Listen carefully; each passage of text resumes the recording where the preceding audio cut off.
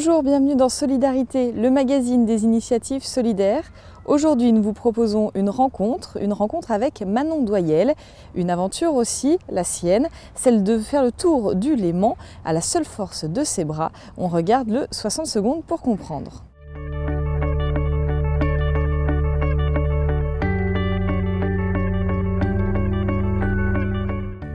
Manon Doyel est une jeune maman. Atteinte d'une maladie dégénérative, en fauteuil depuis 5 ans, elle vient de parcourir en fauteuil d'athlétisme 190 km autour du lac Léman en 5 étapes et en moins de 25 heures. 5 jours pour 5 années passées en fauteuil. Pour concrétiser son projet, Manon s'est appuyée sur le team EDF lors du concours Réalise ton rêve de sportif. Parallèlement, elle a créé l'association Autour de Manon, une asso pour tous. Elle souhaite s'inscrire dans une démarche pérenne afin de sensibiliser le jeune public. À travers son exploit, elle veut les convaincre que malgré les épreuves, le dépassement de soi permet de franchir tous les obstacles. Son association est donc dédiée à l'organisation d'événements liés au handisport et à la promotion de la pratique sportive pour les personnes handicapées. Manon s'était lancée le 11 juillet dernier pour le Tour du Léman, 180 km en 5 jours. Jean-Paul Crespi a suivi cette aventure. On regarde son reportage.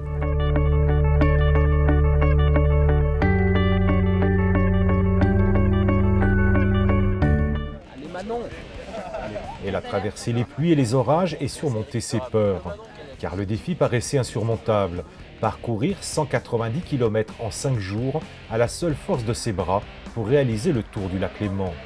Un challenge aujourd'hui réussi pour Manon, une victoire qui devrait l'aider maintenant à surmonter son handicap. En 2009, une maladie orpheline la prive de l'usage de ses jambes. Ma particularité physique et ma maladie l'amène également. C'est que du coup, le moral est obligé de prendre le dessus puisque mon physique, si j'écoutais mon corps, je ne ferais pas grand-chose en fait. Mais j'ai décidé de ne plus écouter ce que mon corps m'envoyait comme signaux, de passer au-delà.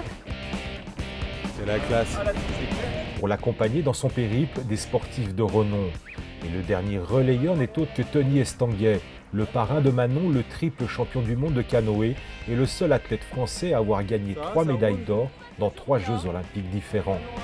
C'est de la détermination. Je l'ai trouvé vraiment déterminé depuis le début, malgré des difficultés, malgré des obstacles, malgré des contraintes financières, malgré des...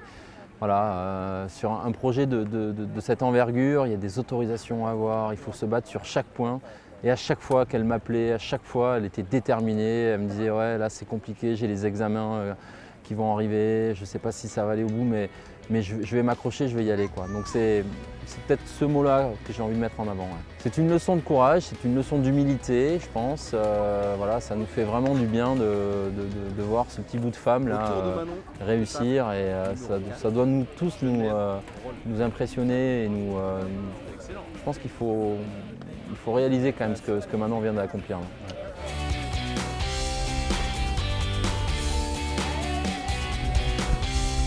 Ça fait du bien de voir un message positif de cette nature-là. Encore une fois, on a tendance un peu à catégoriser les gens, on a tendance à se mettre des limites. Et Manon, sur ce projet, elle ne voulait pas de limites. Elle voulait y croire, elle voulait aller au bout. Et ça, je trouve que c'est une belle leçon. C'est une belle leçon pour nous. Et effectivement, après, à chacun de s'en inspirer, à chacun de voir ce qu'il peut en prendre. Mais merci Manon. C'est une aventure humaine incroyable, voilà. Et c'est juste le début d'une très belle aventure. On a fermé la parenthèse de 4 années de difficultés parce que je ne compterai pas cette année qui était assez spécifique. Dans 2 jours, ça fera 5 ans que je serai en fauteuil. Là, je tourne vraiment une page. Et j'ai trouvé enfin mon équilibre entre ma vie de famille, ma vie sportive. Il ne manque plus que la vie vraiment professionnelle, même si ça fait longtemps que je suis dans le milieu pro, mais différemment, sous contrat cette fois. Pour donner vie à son projet, Manon a créé une association destinée à encourager ce type de projet sportif. Une opportunité pour parler du handicap. Sur le parvis du musée olympique, elle prend acte. Son objectif principal est et restera la promotion des valeurs liées à la pratique sportive pour les personnes en situation de handicap.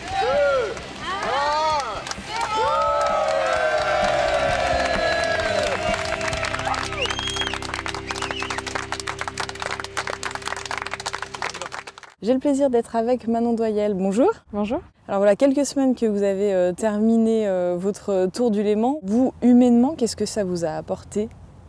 Ce serait difficile de le quantifier là, mais je sais pas trop.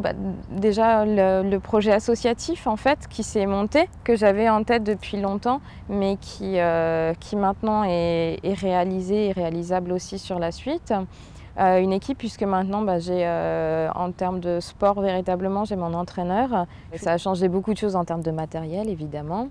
Et puis sur la perception des prochains projets, sur la perception même de mon handicap en fait, j'avais pas du tout le même état d'esprit il y a un an et voilà, j'attendais un peu ce chemin, j'attendais aussi je voulais me laisser surprendre aussi par tout ce qui est arrivé. Et puis voilà, j'ai rencontré quand même beaucoup de gens, j'ai travaillé avec une belle équipe cette année qui était multiple et voilà, l'association aussi avec des proches qui sont dedans et puis c'est un bon début. Dans quel état d'esprit justement vous êtes aujourd'hui? Là, la prochaine étape, c'est la compétition. Je suis motivée évidemment parce que du coup c'est un autre challenge. C'était vraiment quelque chose sur lequel j'avais insisté, c'est que le Léman était un défi personnel. Il n'avait rien d'une course.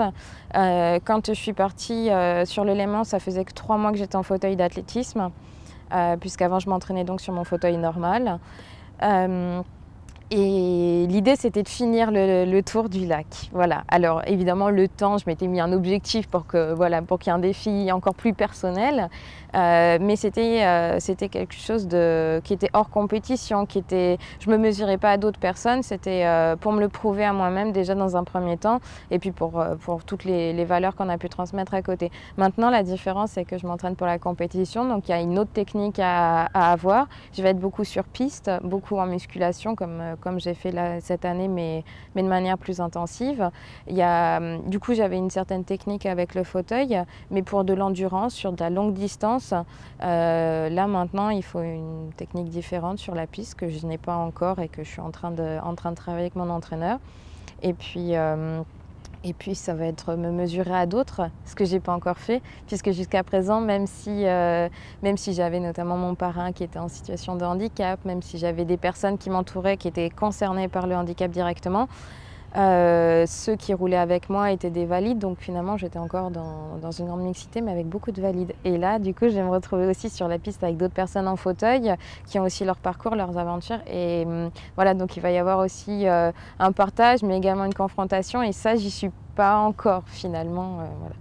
Qu'est-ce que le sport vous apporte encore aujourd'hui? Dans un premier temps, c'est quelque chose de manière très personnelle sur ma maladie finalement, puisque du coup on a remarqué des bienfaits vraiment significatifs avec la pratique d'un sport intensif. Moralement, ça fait du bien aussi, du coup. Et puis c'est une autre perception du handicap. Je ne conçois pas le fait d'être en fauteuil de la même manière. Si quelqu'un me regarde, me pose des questions, je réponds à beaucoup de questions, notamment des enfants, presque tous les jours. Mais je peux leur apporter une autre réponse. Maintenant, je peux leur parler plutôt du côté positif d'être en fauteuil, puisque finalement, tout ce que j'ai fait là, et ce que j'espère faire ensuite, je le ferai probablement pas ou pas de la même manière si j'étais valide. Donc voilà, ça a apporté pas mal de choses. Et finalement, aujourd'hui, c'est mon fauteuil qui me permet de faire tout ça. Donc le fait d'être en fauteuil en lui-même, pour moi, n'est pas un problème. C'est plutôt le reste qui est un peu compliqué.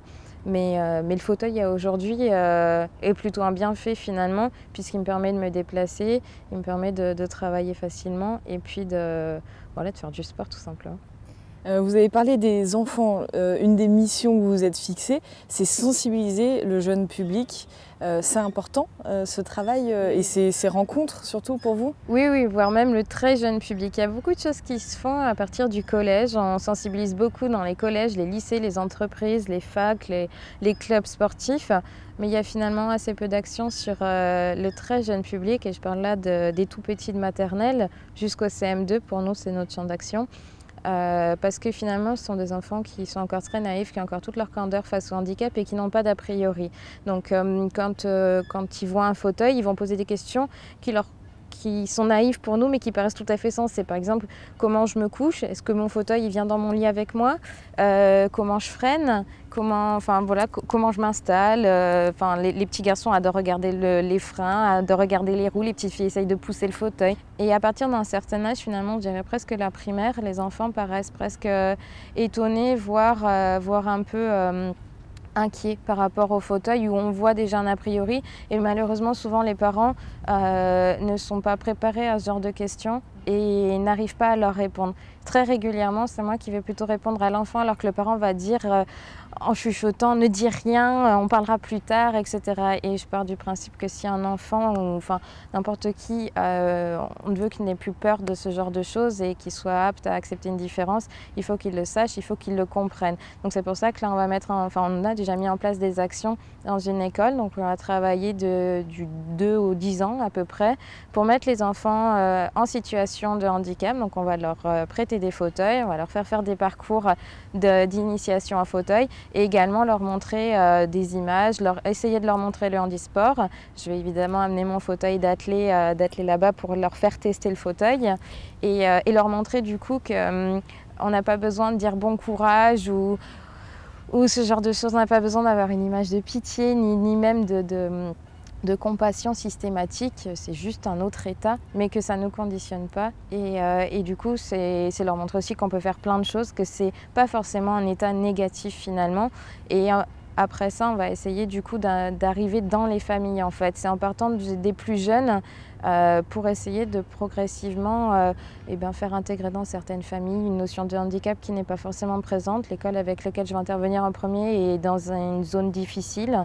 Donc on va essayer de mettre en place aussi des actions au sein même des familles avec l'école pour du coup sensibiliser au fur et à mesure. Et si les plus jeunes d'aujourd'hui sont les adultes de demain, on peut se dire que peut-être dans quelques années, si ce genre d'actions se multiplie, il y aura peut-être un regard différent à un moment ou à un autre.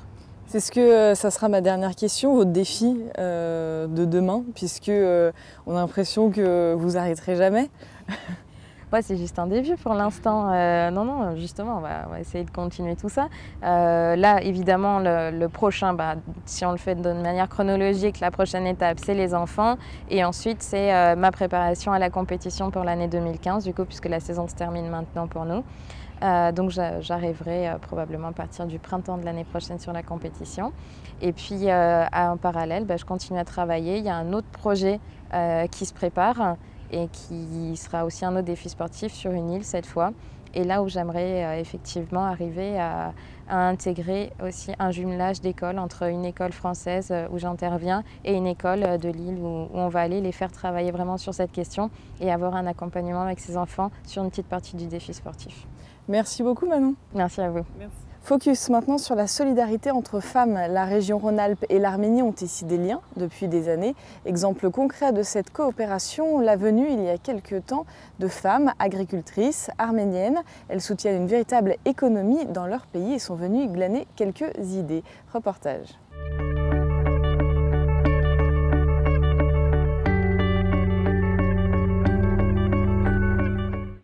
Ces 4 femmes sont agricultrices et arméniennes.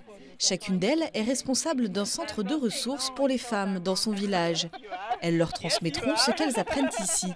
Pendant une semaine, elles découvrent des exploitations agricoles raisonnées et paysannes dans la région.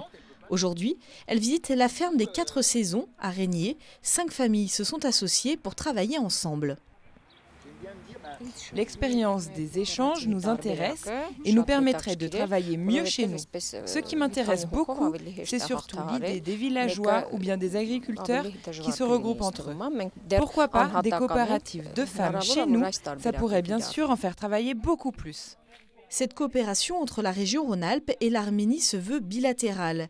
2 ONG environnementales et féminines, l'une française, l'autre arménienne, travaillent à ce partenariat. Les femmes arméniennes sont accueillies ici en Rhône-Alpes, mais c'est vrai qu'il y a 1 an, 2 ans à peu près, que nous on a accueilli les femmes rhône-alpines en Arménie pour faire des échanges sur place. C'est des rhône-alpines aussi qui étaient très impressionnées de la façon de vivre des femmes arméniennes, des familles arméniennes. Nous on n'a pas beaucoup de travail sur place en Arménie et il y a beaucoup d'hommes, surtout dans les villages, qui quittent l'Arménie pour toute l'année, qui reviennent qu'au moment de Noël.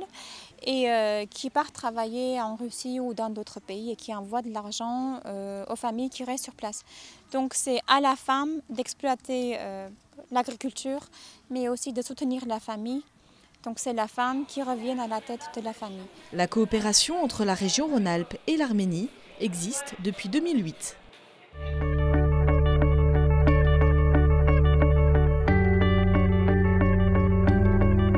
Ce magazine touche à sa fin, mais avant, comme chaque semaine, on jette un petit coup d'œil sur la plateforme Les Petites Pierres. La plateforme participative se bat pour l'accès à un habitat décent. L'un de ces projets prend vie en ce moment à Pontarlier, dans le centre-est de la France. L'association APAT rénove une résidence sociale pour un public précaire. 11 chambres ont besoin d'un petit coup de neuf. Les Petites Pierres comptent sur vous. Je vous rappelle qu'elles doublent vos dons avec ses partenaires. Pour cela, une seule adresse, lespetitespierres.org. Et puis une autre adresse à noter, c'est bien sûr solidarité@tv8montblanc.com pour nous faire partager vos coups de cœur solidaires. On se retrouve la semaine prochaine, même heure, même jour.